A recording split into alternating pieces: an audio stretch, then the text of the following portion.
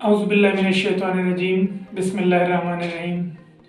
जी viewers, अस्सलाम वालेकुम। मैं उम्मीद करता हूँ कि आप तमाम दोस्त बहुत अच्छे होंगे। आपके मिजाज, आपकी तबीयत, आपकी सेहत। काफ़ी दिनों के बाद आज हमारी बात हो रही है।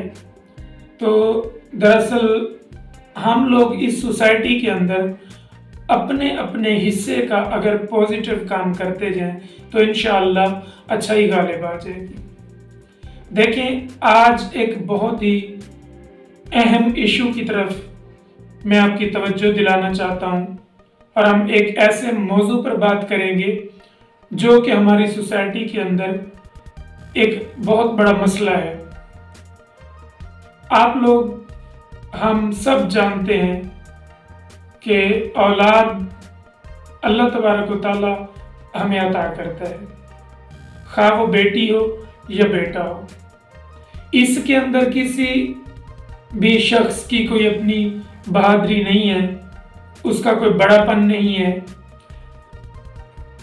कुरान मजीद में अल्लाह तबारक व तआला की ज़ात खुद फरमाती है कि मैं बेशक जिस इंसान को चाहूँ सारे बेटे अता कर दूँ और जिस इंसान को चाहूँ सारी बेटियां अता कर दूं, या जिस इंसान को चाहूँ दोनों अता करूं, जिसको चाहूँ कुछ भी ना दूं।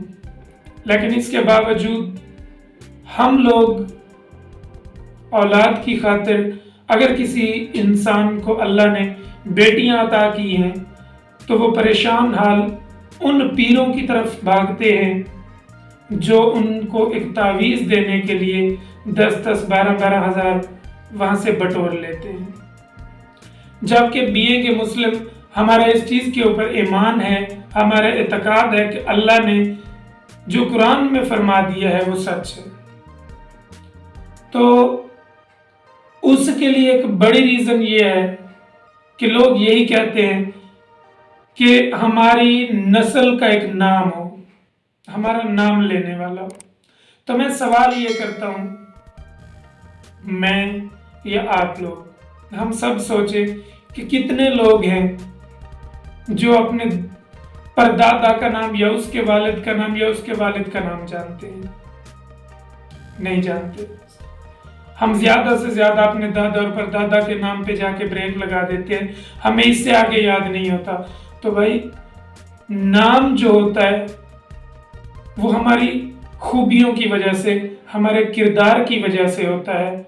इंसान मर जाता है लेकिन उसका किरदार बाकी रह जाता है, उसकी अच्छाइयाँ बाकी रह जाती हैं या उसकी बुराइयाँ बाकी रह जाती हैं।